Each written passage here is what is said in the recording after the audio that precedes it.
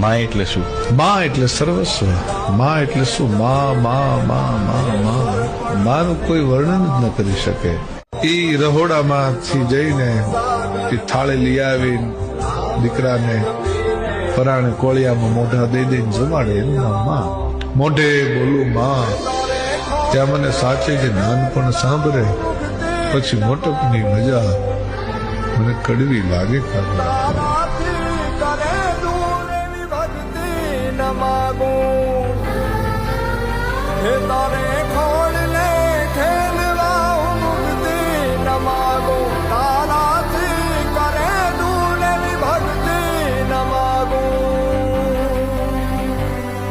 સુકામાં સુવાડે વિને પોડી પોતે